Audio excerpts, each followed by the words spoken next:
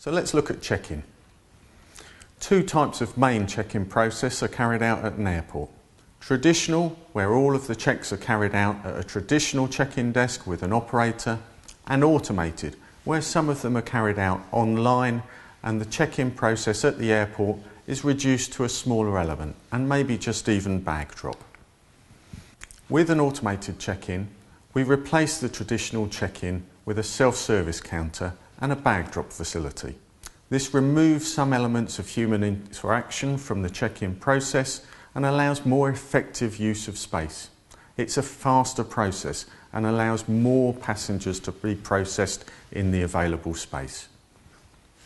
Included in automated check-in are some of the IATA fast travel initiatives, and this includes document scanning, which is carried out at the kiosk, printing and applying your baggage labels, that's carried out at the kiosk, fast check-in through the security area, that's included in the fast travel initiatives, access through the boarding gates, that's included in the fast travel initiatives, and finally, if you have a problem and you need to rebook your ticket or you need to report a lost bag, you can also do that at the kiosks.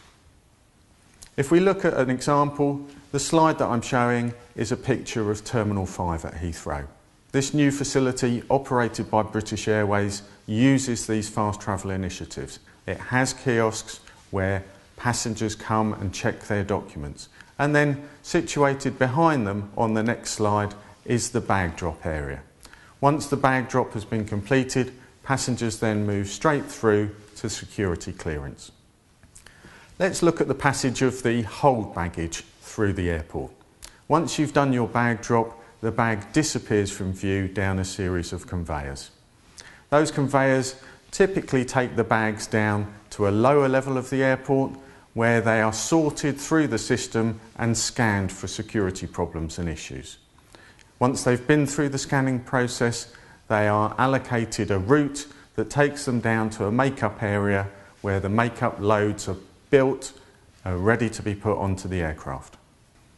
If we look in more detail, the scanning process is a slow process and the bags move very quickly through the system and have to slow to go through the scanners. So if we look at a real-world example, the bags move through the system very quickly.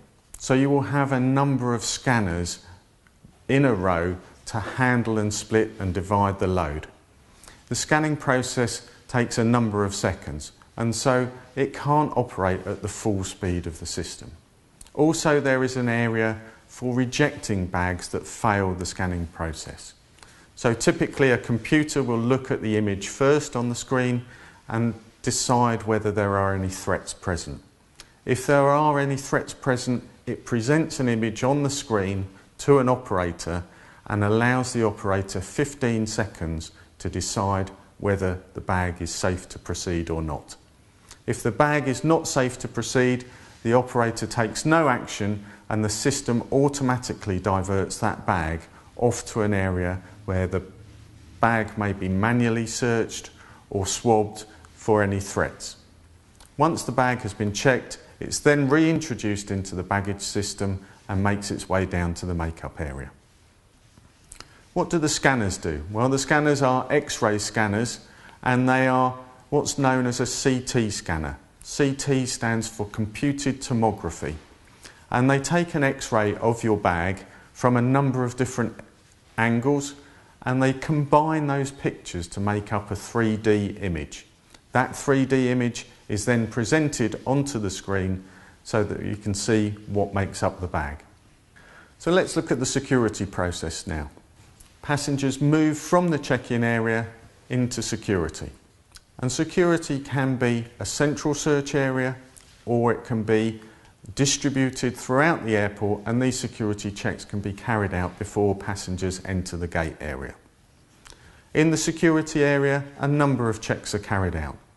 Bags are scanned with X-ray machines in the same way that hold baggage is scanned, and typically passengers would be expected to remove coats and shoes and sometimes laptops from cases. Passengers also move through a detector arch. This is a metal detector that is designed to detect weapons and sharp objects. Anyone that triggers this metal detector arch is then subject to a physical search. And any bags that trigger the scanners are also subject to a physical search. In order to keep the operators of the system alert, the computers on both of these systems inject false alarms onto the display screen.